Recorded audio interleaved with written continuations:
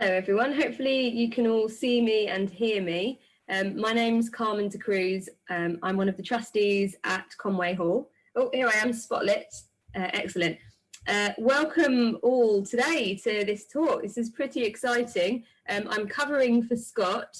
Normally you might remember me from the actual hall where I usually host these, but I'd taken a little bit of a break and I'm very excited to be back today, especially with the topic that we've got. So I'll just go through a couple of housekeeping bits and pieces. I've got it on my next screen here. We'll start in a couple of minutes. I just want to give everyone time to make sure that they've got the right link, that they're able to log in. Apologies for sending out an incorrect link earlier. This has been rectified now. So if you do know anyone that hasn't yet managed to log in, please just direct them to their emails, and we sent out the correct link about 10 minutes ago. So Conway Hall is the oldest ethical humanist charity in the world. It's an absolutely incredible building. If you've had the pleasure of visiting it in Holborn in central London, it's absolutely stunning. It's also the home of what was formerly the South Place Ethical Society, and is now just a humanist charity. And they promote lots of interesting public talks, which is where I come in because that's one of my interests as well. We are broadly a secular humanist organisation, which is a philosophy or life stance that embraces human reason, secular ethics and philosophical naturalism, while specifically rejecting religious dogma, supernaturalism and superstition as the basis of morality and decision making. So that's a little bit about us. If you have questions for the Q&A after David's talk, you'll notice there's a little tab at the bottom. If you hover your mouse, you'll see a pop-up with a menu on it, and one of the options there is Q&A. So if you write that in, I'll get to see all the questions. If you're not comfortable reading out a question yourself, this is being recorded, so if you're not comfortable doing that, I'm quite happy to read the question out on your behalf. Otherwise, I will unmute you and then you can ask the question later during the Q&A. So I will introduce our speaker. Today, we've got David Nash, who's a professor of history at Oxford Brookes University. He's been researching, lecturing and publishing on the history of blasphemy for 30 years and is the author of Blasphemy in Britain and Blasphemy in the Christian World, as well as his latest book, which he'll be talking a bit about today, which there is a link on our website where you can buy it directly from the publisher. He was also closely involved in the repeal of Ireland's blasphemy law from 2018, which he'll also be talking to us a little bit about today in his presentation. I was about to say, please give a nice warm Conway Hall welcome, but it's slightly different now that we're online. So I'll now just welcome David Nash onto the screen, and I hope you all enjoy the talk. Okay, thank you very much. Thanks very much, Carmen, and thank you everybody for joining today. Not least because I don't know where you are, but where I am, it's a beautiful sunny day outside. So I'm very grateful for you turning up the chance of sitting in the garden or going on a nice country walk to listen to me. I'm really going to be talking a bit about why and how I came to write this book, which Carmen mentioned in her introduction, which is, as she said, just published by Reaction Press. And you might like to think, why write a third book on blasphemy, having published two already? Well, there are good reasons for this, and that's partly or importantly a big section of what I'm going to be saying today.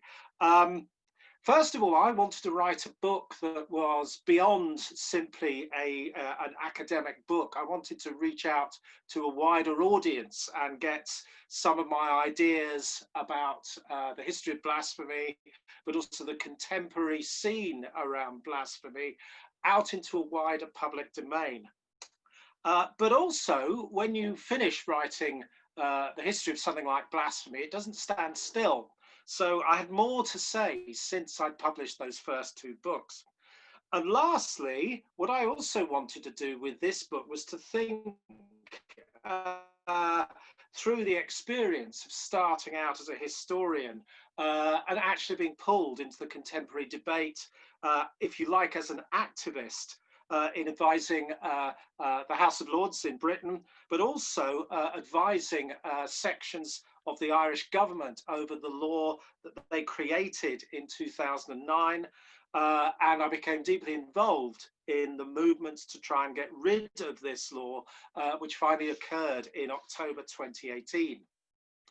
So to take us back to the history, the first thing I'd like everyone to do is to actually sort of close their eyes for a moment, because I want to get you to think as though you're back in the early 17th century at a port in the Netherlands, and it's a dark and very, very stormy day, and you're just about to get on board ship. This ship is going to be taking you somewhere else in the Netherlands or possibly somewhere abroad. And as you can see, the weather looks none too clever. Now, after you've left port, suddenly one of the sailors decides that he's going to create a problem.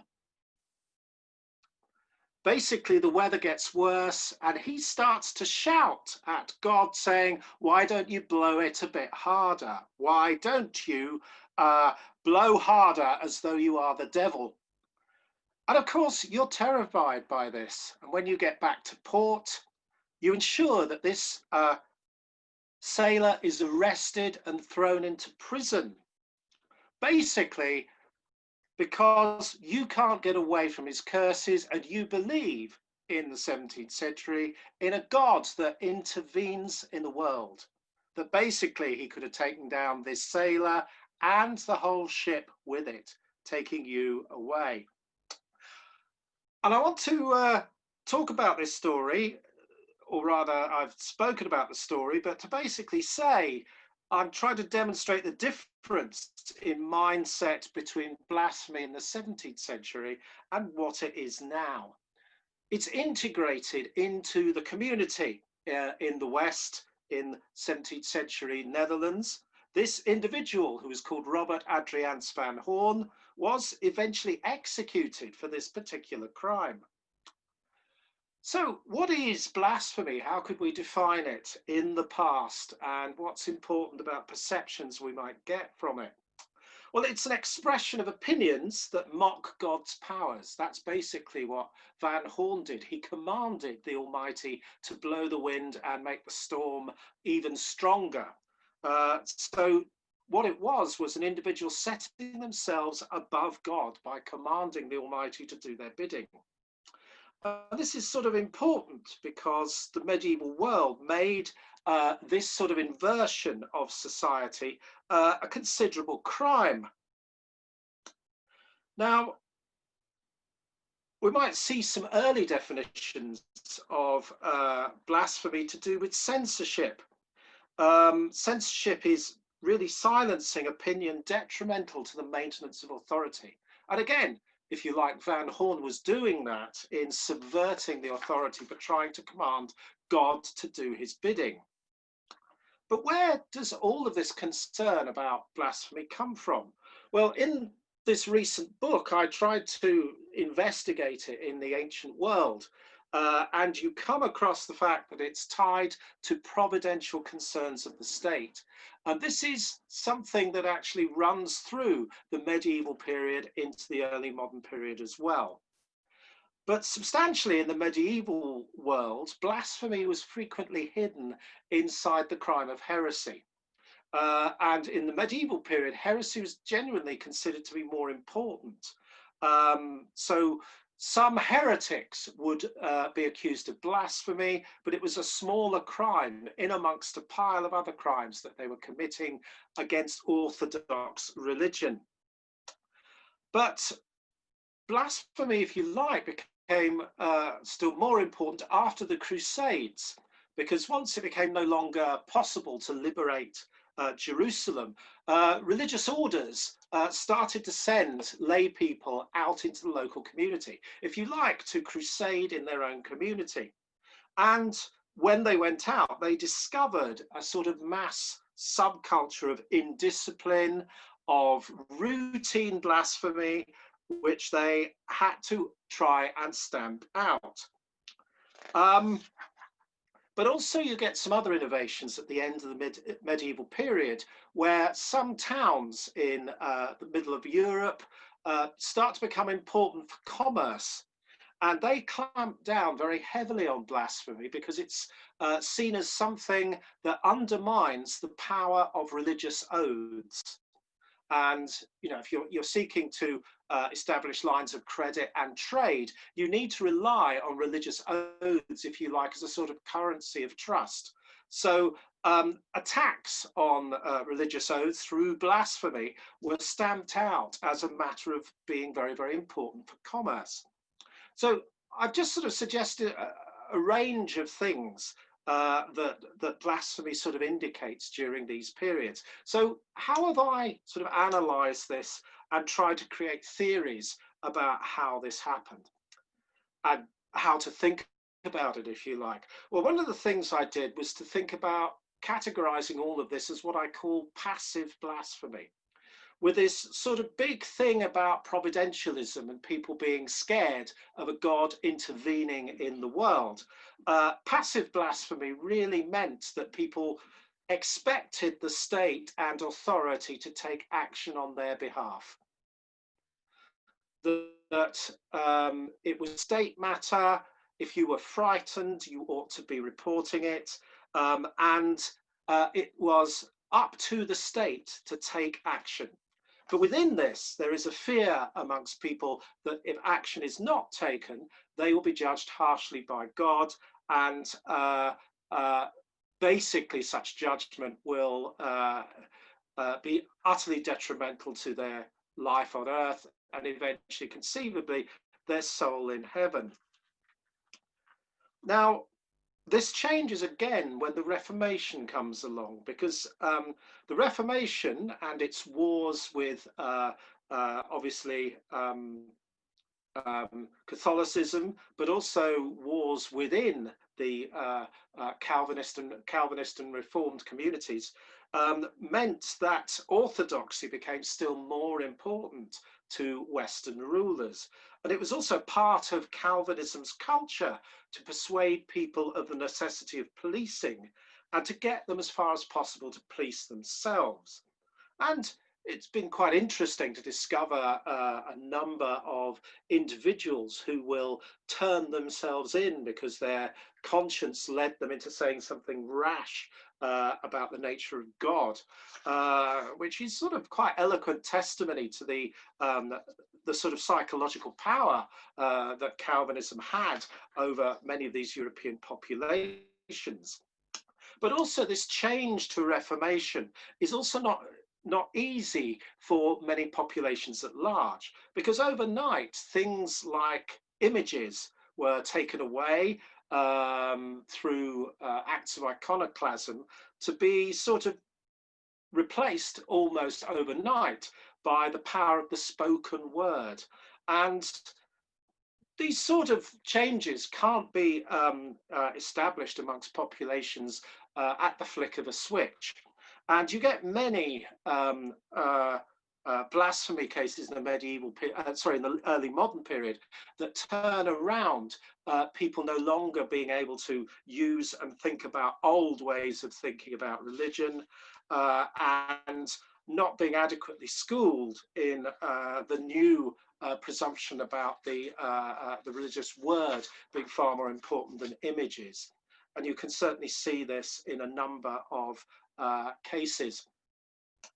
But equally, you get cases that are about unruliness, and there's still an urge to discipline people.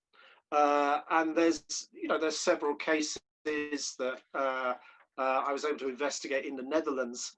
A Dutch case of 1440, for instance, in Leiden, the local penal code was used against an individual who spoke a blasphemous oath to, quote, set a new God above God and to honor the devil. And basically the municipality was so fearful that this blasphemy would provoke plague in the city. See the providentialism again, that they fined this man 60 guilders and instructed him to go on a pilgrimage and administered a serious number of shame punishments on him, including banishment from the church. But the shame punishments is quite interesting, because throughout the early modern world, there's a vast range of punishments that are used against blasphemy. Lots of them are shame punishments. In Spain, you could be, for blasphemy, you could be made to ride a donkey backwards. In the Netherlands and Germany, you could be made to attend church wearing a huge wooden barrel, which struck me as more of a punishment for the people sat next to you than for yourself. All over Europe, the pillory is used. Quite often people are banished from the local community. In America, there's a range of quite interesting shame punishments used in the 17th century. You could be made to ritually kiss the earth.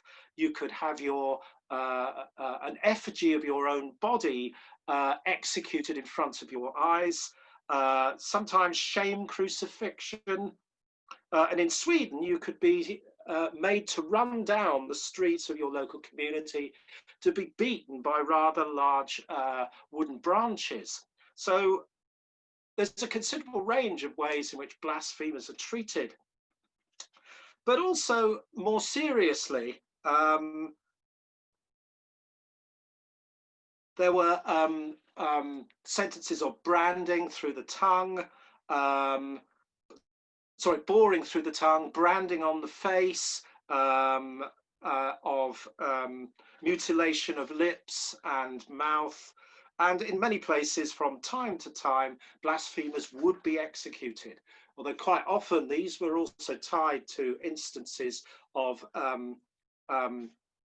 providential panic. And indeed, this was what happened to the only individual in the British Isles to have been executed for blasphemy, an individual called Thomas Aikenhead, who was executed in Edinburgh when there was a great fear of war and famine.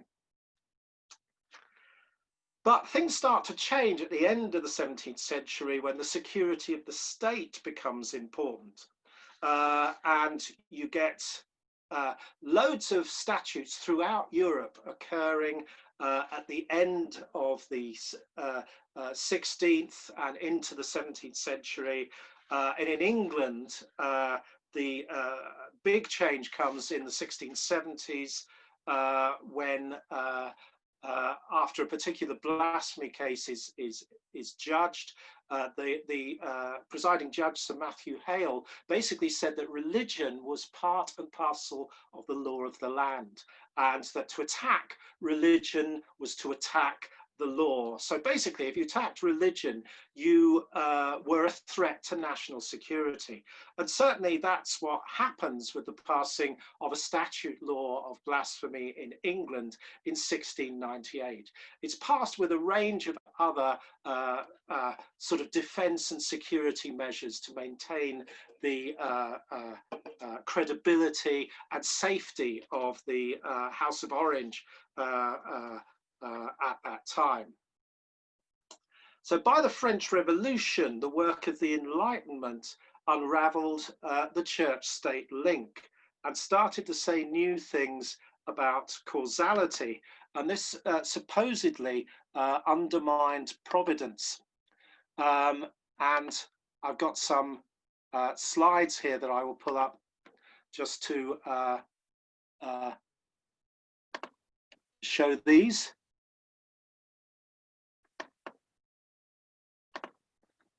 Right, so laws start to evolve away from state control, and governments start the slow process of beginning to think blasphemy is anti-modern, it's anachronistic and repressive. So it starts to become associated with the acquisition of individual rights. And these disciplinary statutes really start to embody the bureaucratic state that sees itself as responsible for the peace. And so what I started to do here was to think about how this passive blasphemy, where you sat back and let the state worry about this for you, became replaced with something that I called active blasphemy, where individuals have to start asserting their rights to protection from the transgressive words of others. And this power in England is given to them through the English common law, where it becomes the responsibility of individuals to protect their own religious beliefs, and, as we'll discover, something called religious feelings, which comes onto the scene a little bit later than our period. Now, in Europe, laws start to tolerate criticism, although not entirely. Sweden, for example, was still theoretically using the death penalty as late as 1864. But as the 18th century wore on, the Enlightenment sense of inquiry turned the blasphemer into an object of study, chiefly from psychiatric practitioners. Sometimes this is also reflected in new legal codes and opinions that associate it with forms of insanity.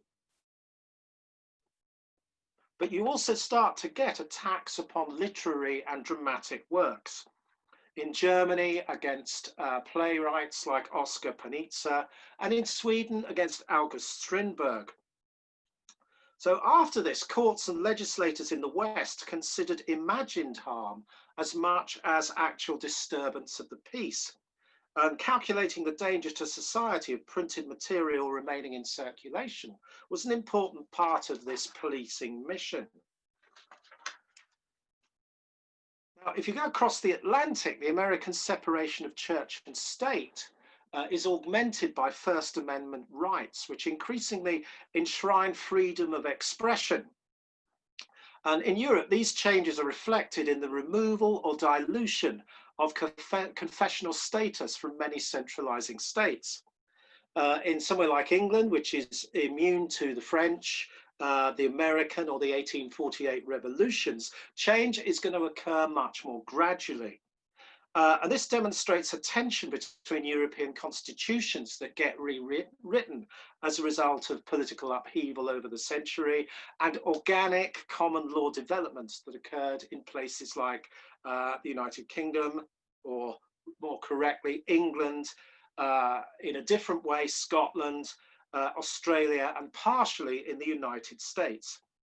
So now what I'm going to do is give you a taste of some of the blasphemous cartoons of George William Foote and suggest to you some of the things that are going on in these attempts at blasphemy.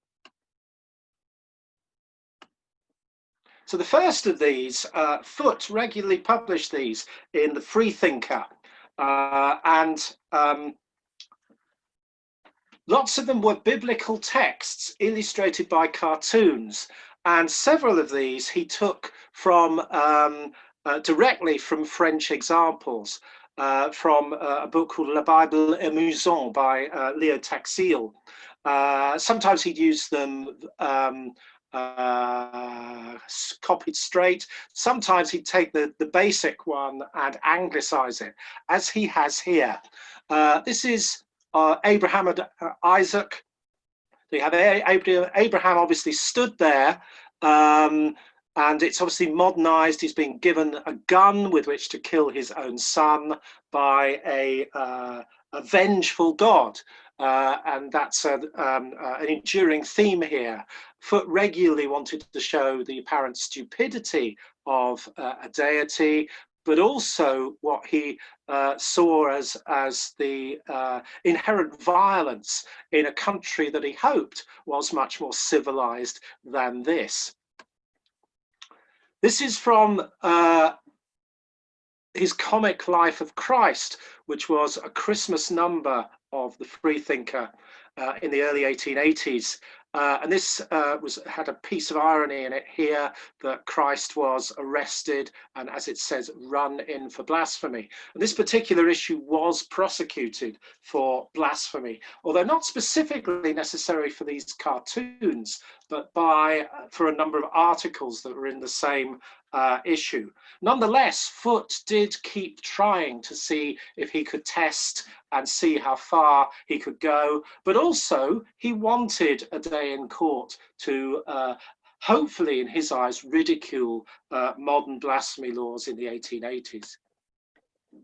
And there is the cartoon that he basically put up once a court appearance was necessary. But I also regularly use this cartoon because it's manifestly more sophisticated than the ones we've just seen. And it's got a much deeper, more hard-hitting message. It's basically an assault upon the idea of Christian forgiveness. And it's very subtle because it's in a cross shape, going from bottom left to top right, and from top left down to bottom right. From bottom left to top right, you have the murdered man who the murderer of someone who has his sins wiped away by the priest. He's pulled, exalted up to heaven with a Holy Bible in his pocket to be with the Almighty, who's surrounded by Salvation Army capped angels blowing trumpets. Foote hated the Salvation Army. If you look in the other direction, from the top left to bottom right, the murdered individual with a grieving child and widow is pulled down into the flames in hell. But also, if you actually squint at this cartoon very slightly, you can see the outlining image going down the middle with an arm off to the side of a God presiding all over this. So this is much more sophisticated point about what Foote was doing. Not only was he having a go at the Christian religion, but he also had fundamentally serious points to make about its amorality. And that's of some interest.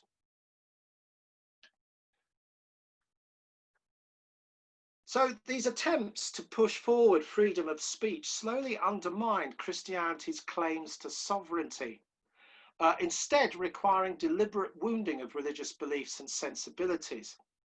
And as a result of Foote's court case, the judge, Justice Coleridge, acknowledged that criticism of even established Christianity was lawful if the intentions behind it were legitimate.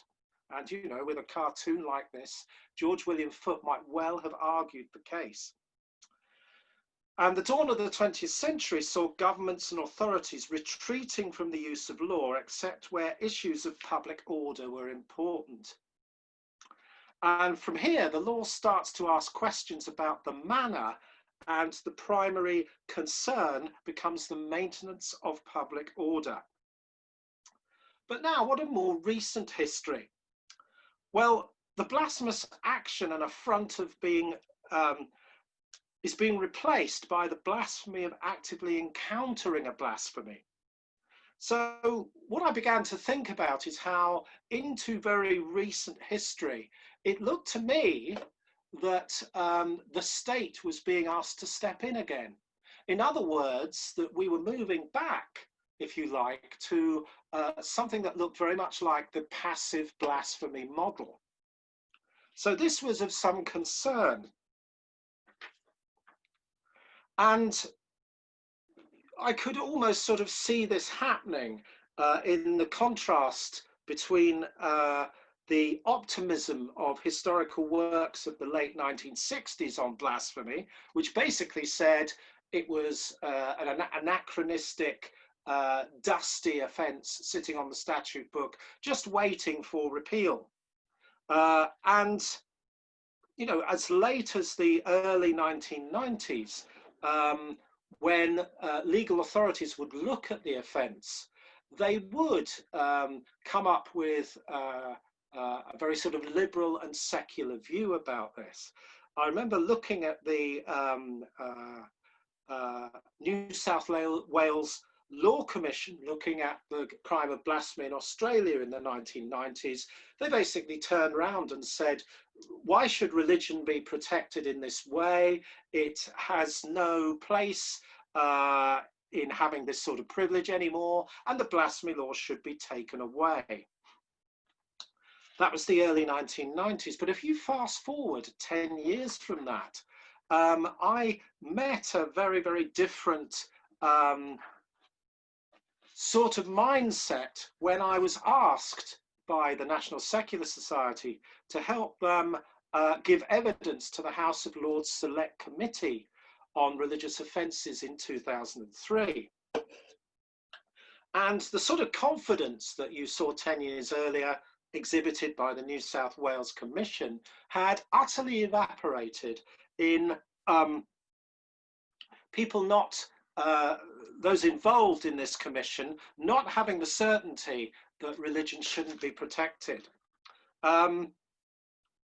And quietly, they seem to be offering a deal to those on the secular side of the argument.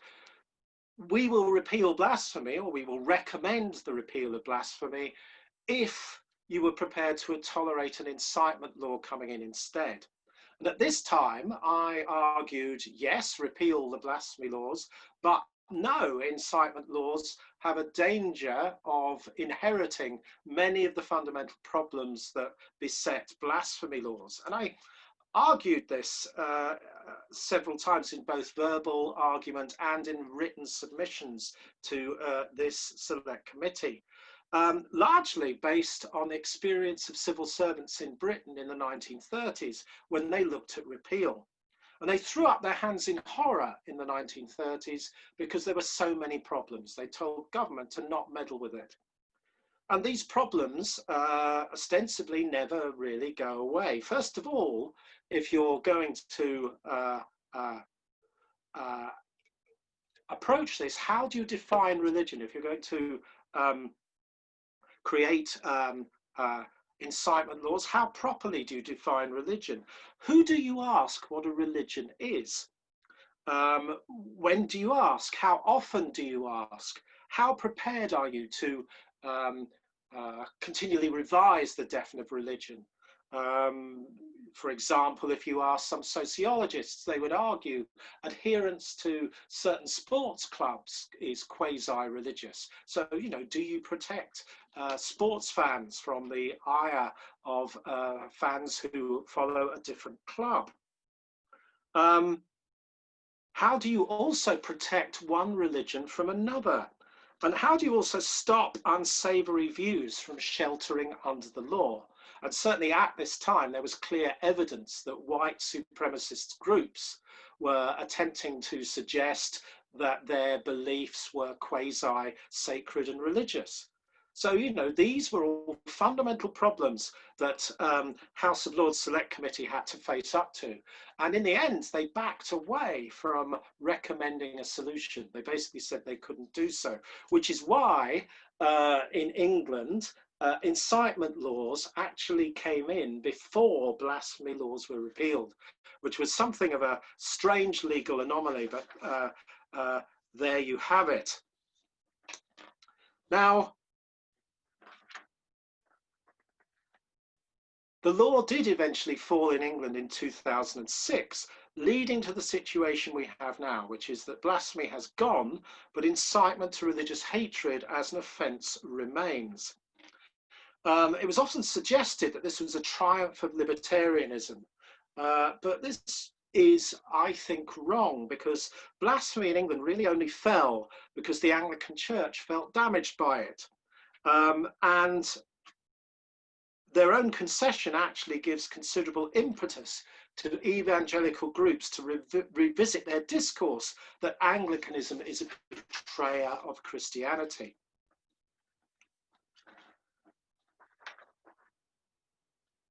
But not long after this, Ireland became an issue around blasphemy. Michael Martin, the Irish Minister for Foreign Affairs, opposed attempts by Islamic states to make defamation of religion a crime at UN level in 2009. And he said, quote, "We believe that the concept of defamation of religion is not consistent with the promotion and protection of human rights. It can be used to justify arbitrary limitations on or the denial of freedom of expression. Indeed, Ireland considers that freedom of expression is a key and inherent element in the manifestation of freedom of thought and conscience, and as such is complementary to freedom of religion or belief.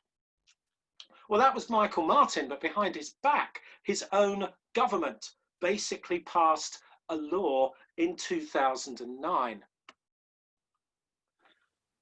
And, well, it finally reached it says 2008 there, it finally reached the statute book late in 2008. But I became involved in investigating this in 2009 when I was asked by Atheist Ireland to help them lobby against the law that had just been constructed.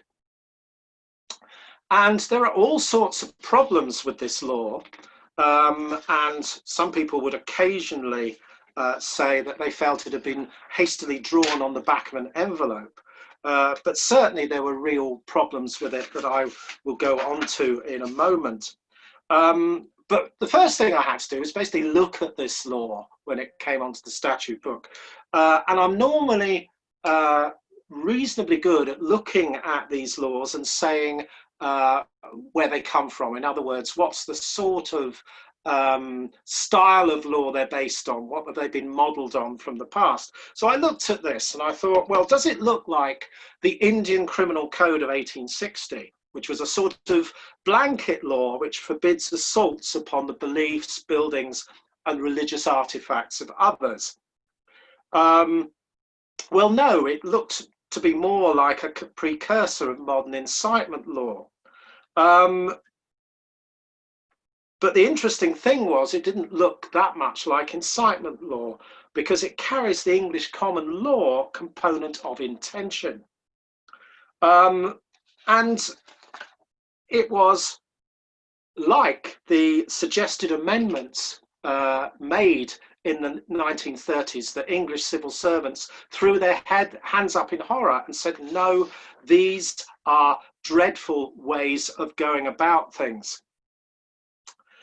Well, people argued that this law didn't really matter, that, you know, surely it was just a formality, no one would be prosecuted under it. And someone even said, actually a number of people said, that the Irish law has surely been deliberately drafted to ensure no prosecutions. But this was quite naive, even if it was true, because it assumed a will by government to not use such a law.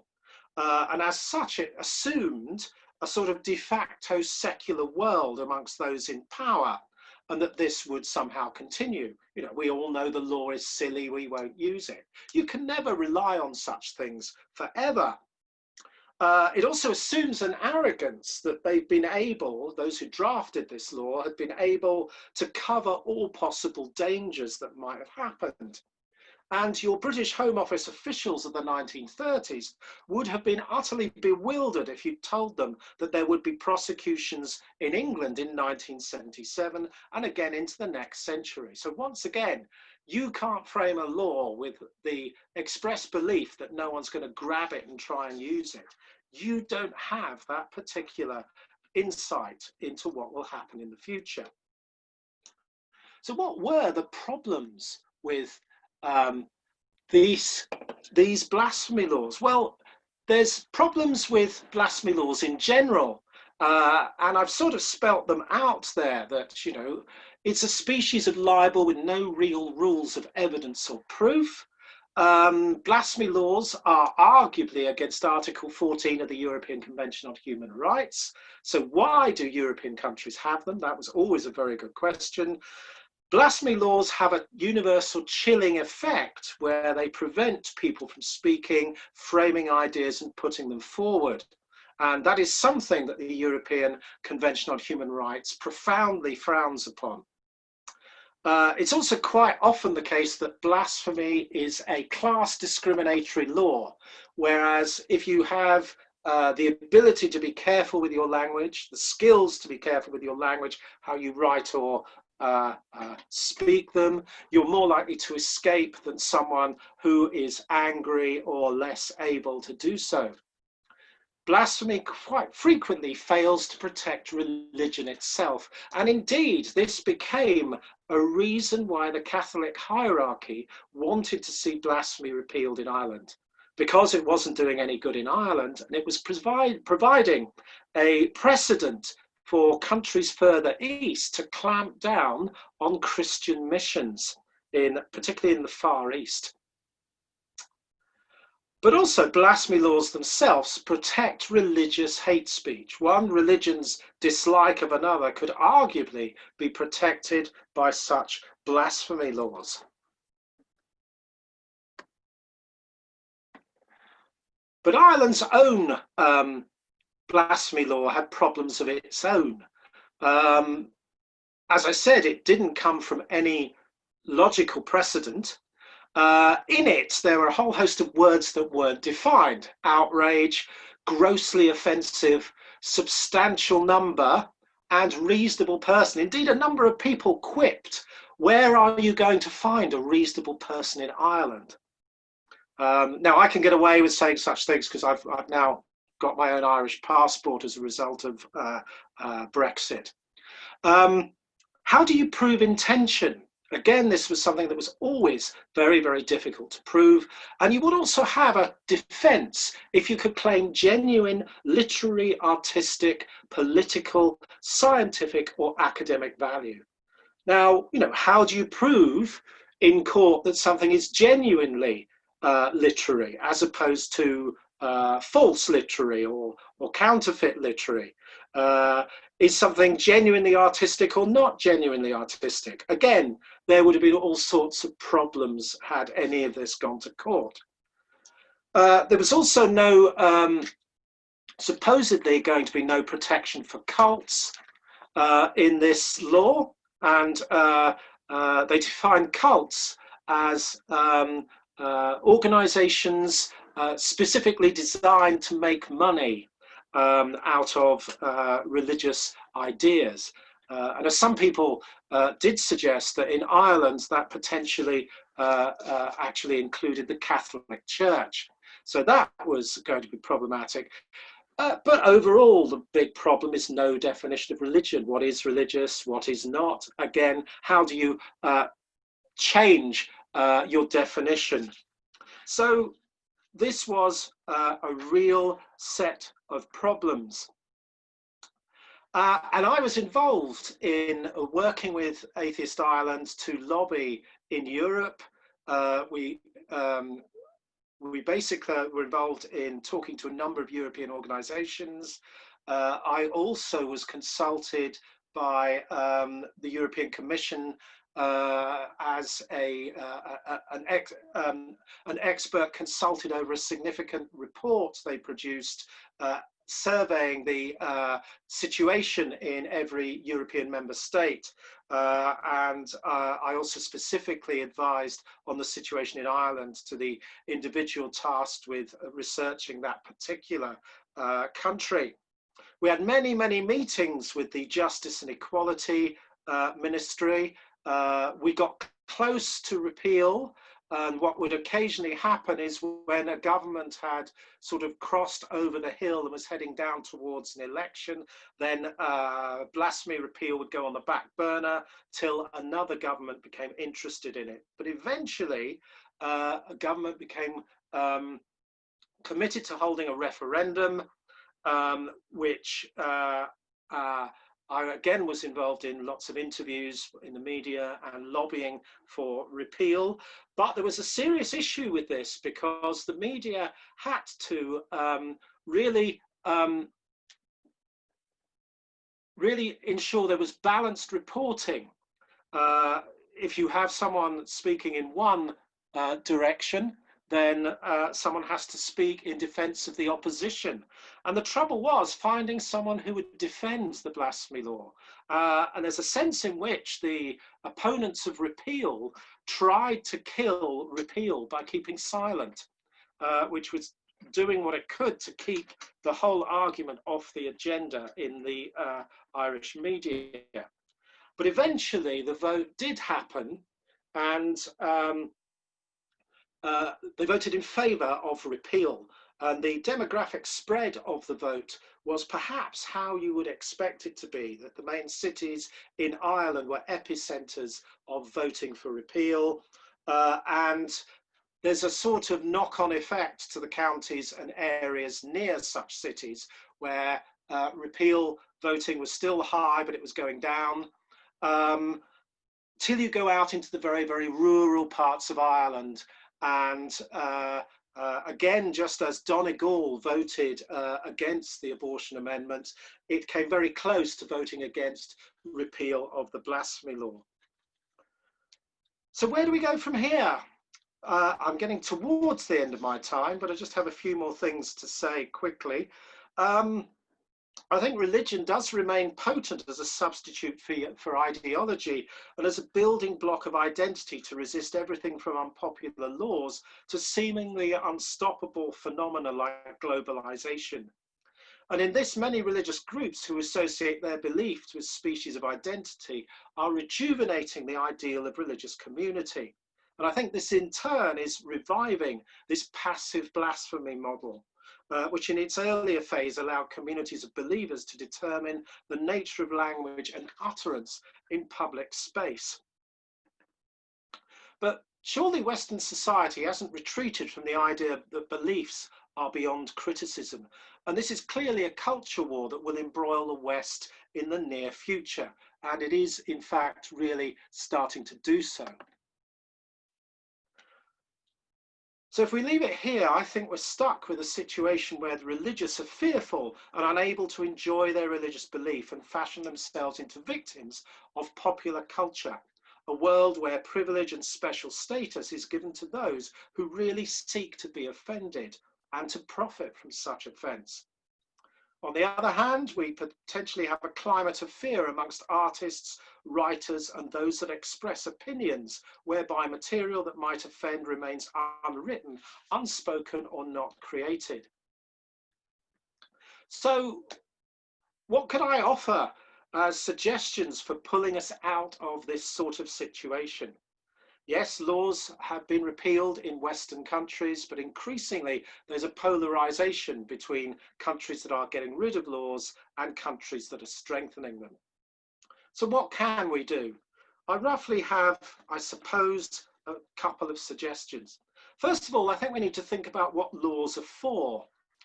I noticed recently when I was reviewing a document intended for the United Nations that many commentators on Sharia law were adamant that the law was directly linked with their conception of God.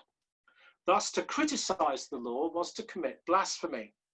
And I think it's important not to let the definition of blasphemy slip into defense of the law, taking us back to the Hale judgment, which made religion part and parcel of the laws of the land. Really, because laws are made to help people live together, even if it's sometimes an uneasy peace. They're also made by men, even if some consider that they are inspired by God.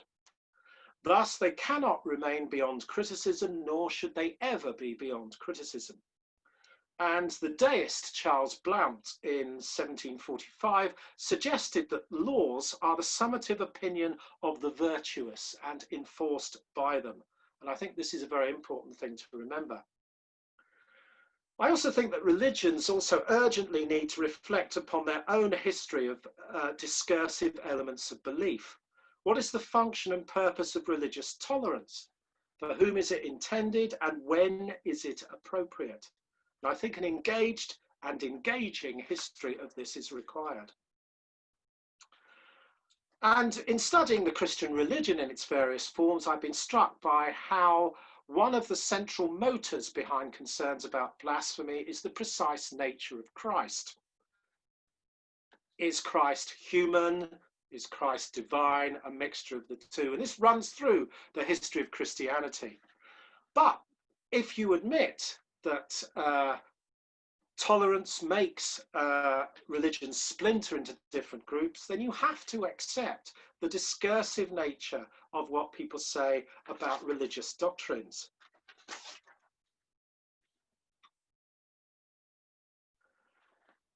And these are important freedoms. Closing these freedoms down will take us solely back to a passive blasphemy model. and arguably a model of passive religion where even religious ideas, let alone secular ones, are accepted without question. And religions of the book must remain discursive, and attempts to stop this process must be resisted. Certainly a historian can tell you that the idea that religious orthodoxy was the norm is an elite history written by governors and theologians, to the extent that it's almost a lie. Belief has been diversifying since the 17th century, and the resultant variety and autonomy that people of faith and no faith have cannot now be rescinded. Lastly, the original offence of medieval blasphemy was an accusation of individuals taking on God's powers or ascribing them to another part of creation. And this is from a time when people feared their God. And this implies a remoteness from God that I think modern Christians would find somewhat odd and strange. But the link between blasphemy and medieval providence persists well into the 20th century and survives into concerns about the nation state. So faced with the power of religious discourse backed by government, it's worth considering that unless we choose to be very careful, the Enlightenment might be considered a mere blip, a libertarian experiment that we have perhaps grown out of. There are real dangers here, I think. If blasphemy is going to make us concerned and frightened and slaves to literal readings of all of our cultural products, then this must threaten to rob Western culture of all of its mechanisms and tools of representation. We will all have taken away from us ambiguity, doubt, metaphor, allusion, allegory, and irony. And in my opinion, these are important things. And having those taken away is a very heavy price to pay, because as far as I'm concerned, these are the things that make the West tick. And I believe that vigilance is required to protect these. Thank you very much.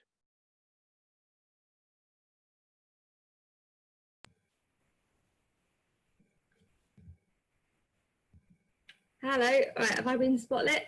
Thank you so much, David. That was really interesting. So we've got one question in so far on the Q&A. Well, it came in via private message, but if you do have a question, please do put it into the Q&A. Sorry, Carmen, I'm having trouble. You were breaking up.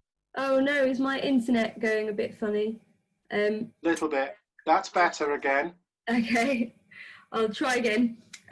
So if you have a question for David, please can you put it in the tab? There's a Q&A tab at the bottom of the menu. And yeah, if you just type it in and then I can unmute you to ask the question. We do have one question from Mark that was received by private message. In fact, David, you might have that question, but otherwise, let me try and unmute Mark. Here we go. Allow to talk. Right, Mark. Unmute. Can you hear me? I can hear you. Can. Okay. Yeah, David, can you hear me? Yes, I can. Yeah, that was brilliant, David. I'm actually an active member of the British Skeptical Groups and so forth. And we take a great interest in all this sort of thing. And now in 1989, I narrowly missed being in a building in Islamabad, which was stoned by people demonstrating against Salman Rushdie. Yeah. You will be aware of all that stuff. And there have been lots of other incidents of that kind. I wondered, you've been talking a lot about Christianity, understandably. I wonder if you could comment on the recent and current position in respect of blasphemy in the Islamic world. I'll be honest with you that my knowledge of that is obviously inferior to what I know about the West. Certainly, one of the things we discovered in working in Ireland was this growing polarization. The person who's very good on this is Austin Dacey. I don't know if you know his work.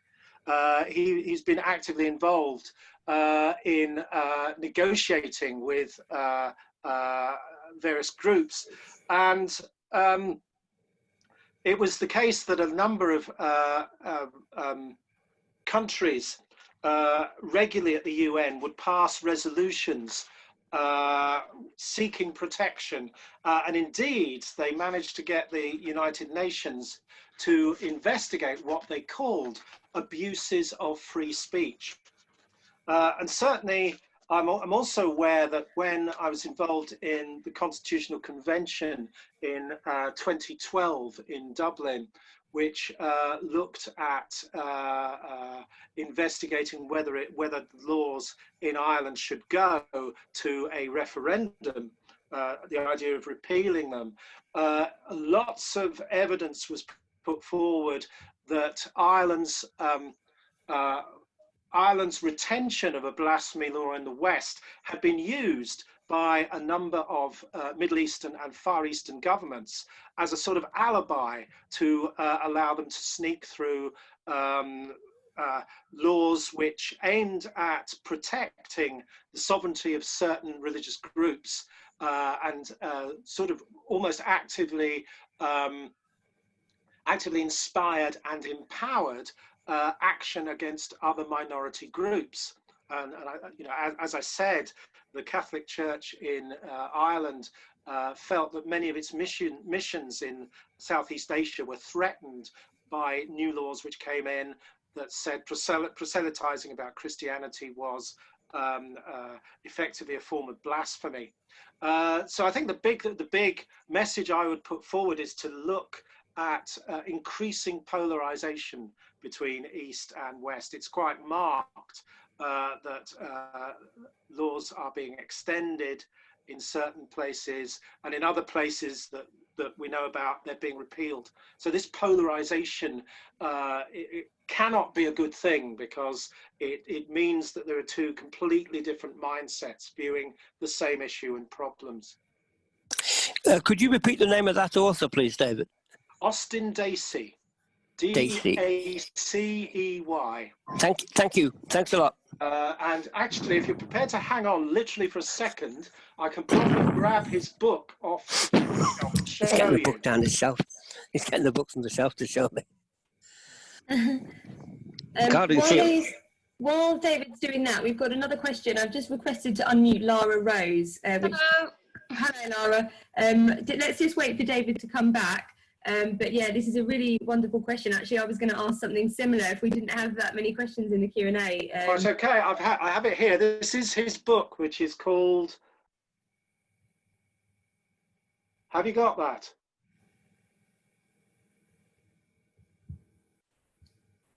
It's Austin Dacey, The Future of Blasphemy, Speaking of the Sacred in an Age of Human Rights. I'll put that in the comments as well. The Future of Blasphemy. Great. So Lara Rose, would you like to ask your question next? Yeah. Hello. Hiya. Hello. I just wanted to know how aware are you of the current situation that's going on with a blasphemy trial happening in Poland right now with the band Behemoth? I don't think I've heard of this. Okay, so it actually started a few years ago, and the lead singer was acquitted. Basically, live on stage in Poland, they tore up a Bible, and amongst other things were very sort of blasphemous, as you could probably imagine. And Poland, being a very religious country, they tried the lead singer for blasphemy, and the trial was thrown out because, as like you said, with the European human rights, there was essentially no case to answer. However, he is now back in court, charged with, and I've got to admit, I don't quite know the legalities of what it is, but it's basically regarding some of the band's merchandise, which isn't actually on sale anymore, but it's seen as almost a blasphemy of the Polish symbol, because there's something on the flag which is been put on a shirt, which is very seen as blasphemous. And so he's now back in court with, essentially blasphemy, but against a national symbol. Right. So how does that link? 'Cause I mean, sort of going back to what you were saying about the attack of religion is to attack national security. And when you have increasingly religious governments, how close does it become when you're attacking a religion versus attacking the state? Well, one of the other things you might think about is how this is attacking what you might call the security of culture. What you've just described is sort of slightly analogous to what happened in Russia with Pussy Riot, because the Russian Orthodox Church complained about what the women of Pussy Riot did in the Moscow church. But of course, we have to remember that the Russian Orthodox Church is not a state church anymore.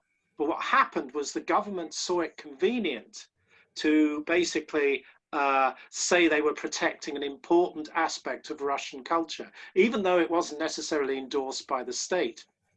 But there are other cases like this. I know of one where an individual who was basically in a church in Ekaterinburg was searching for Pokemon and was arrested for doing this. But the key thing about it was not that it was in a church, but it was in that church, Ekaterinburg being the place where the Romanov monarchy died, where they were all executed in 1919. So, you know, that's a sort of mixture of culture, religion, and politics that becomes a sort of very heady cocktail that makes action more likely, but also less likely to be complained about by individuals in the street. So, you know, if these things are happening again, you might think about how this potentially links with some of our modern ideas of populism and what populist governments, populist rulers will opportunely do with laws that are still ostensibly lying around. Great, thank you so much. So we've got another question here from Daniel. Let me just unmute. Here we go. Daniel, would you like to ask your 2 questions? Hello, Daniel. Hi, thanks for a really illuminating and interesting talk. So my first question is, have there been any cases of blasphemy against pagan or druidic faiths, either in the UK or beyond? And then the second question relates to Pussy Riot somewhat.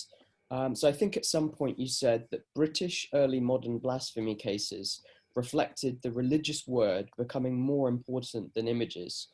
So did that reflect the Anglo-Saxon primacy of word over image when counterposed with continental Christian Europe?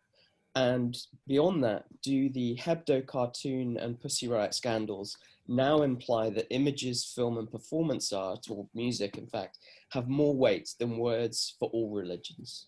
Oh, crikey. I'm really not sure about the answer to the last part of that. I know there are sort of cultural theorists working on this, but they're very unclear about their answers to that. Going back, I'm not certain I said that the Reformation in Britain was entirely about the word, because you have to remember that our Reformation in Britain is a slightly softer Reformation than Calvinist countries, which basically destroyed all religious images. That didn't happen entirely in England.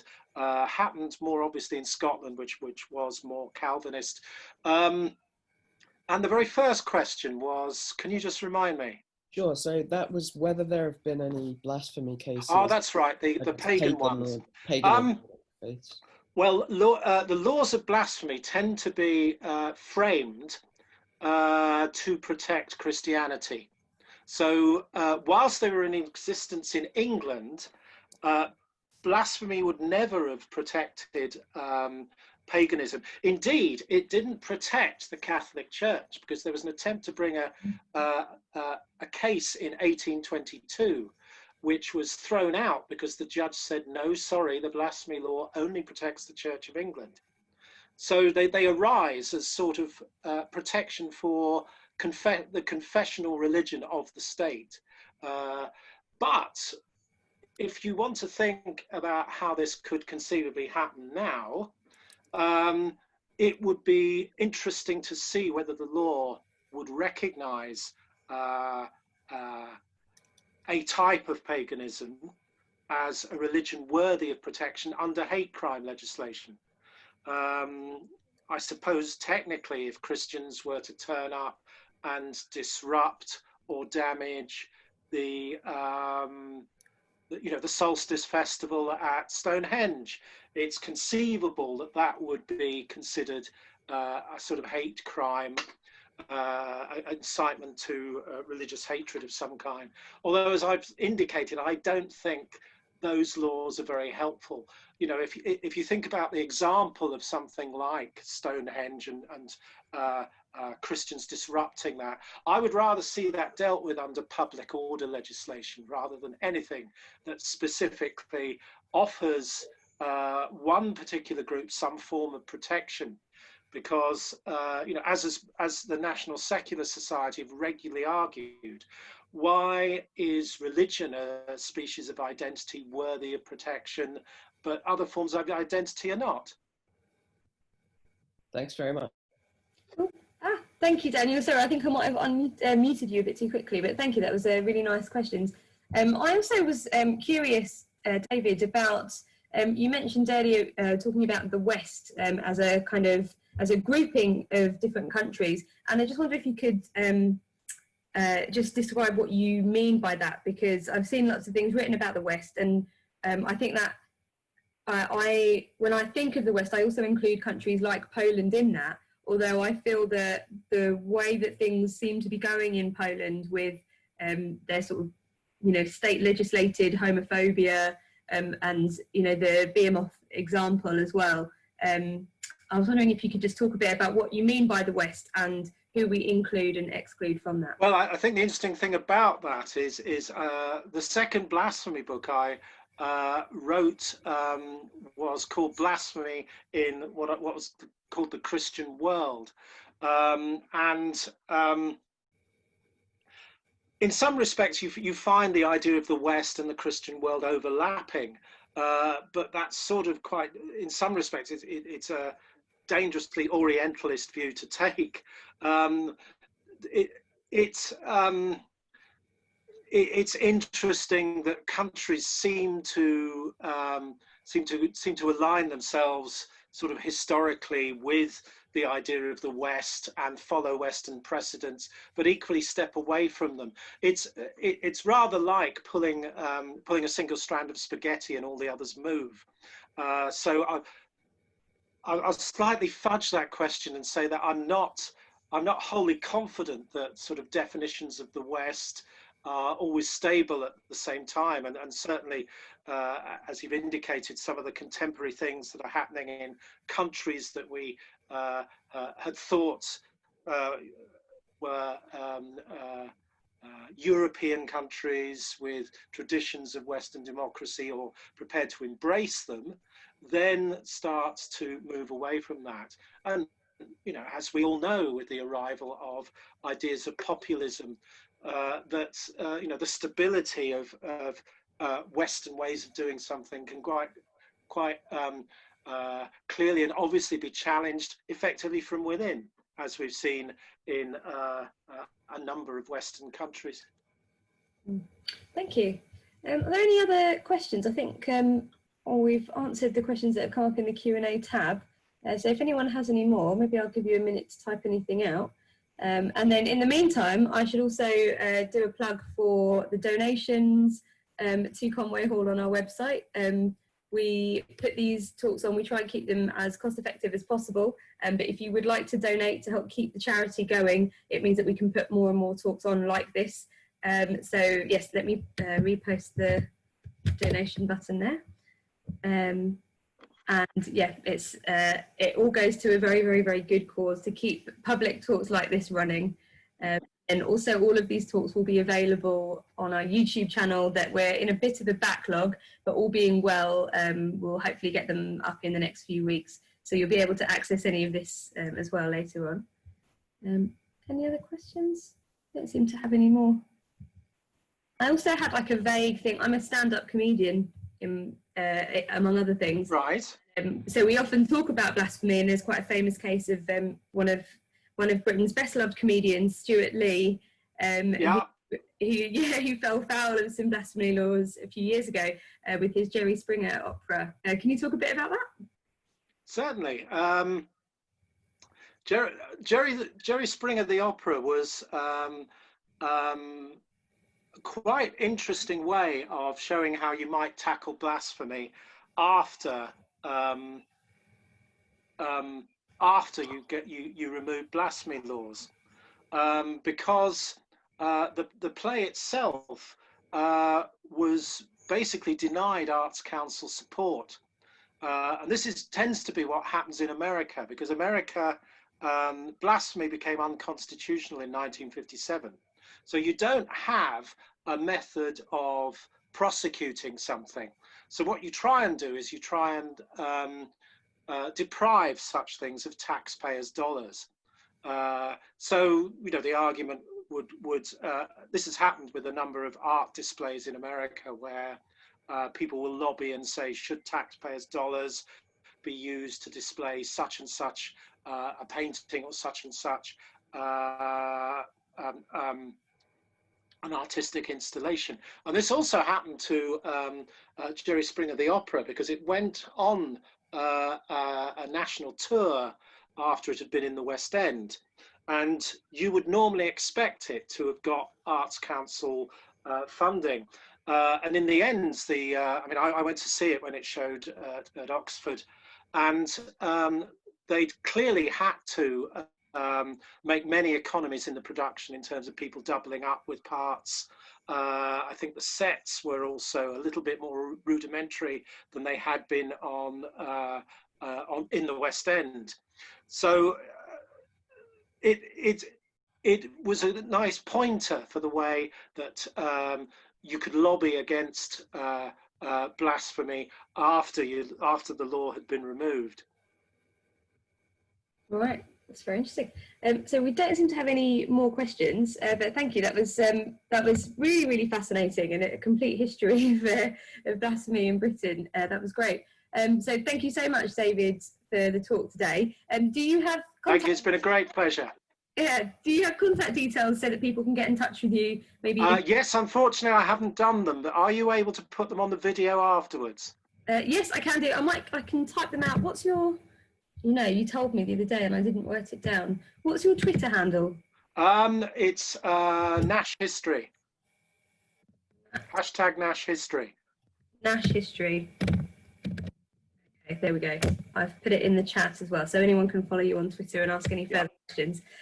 Thank you all, everyone, for coming along today. I hope you also enjoyed the talk. We'll be back, I think, the 16th. We've got another talk. And as I said, please keep an eye out on our YouTube channel, where we'll be posting all of these later on. And yes, I'll see you all very soon. Thank you again.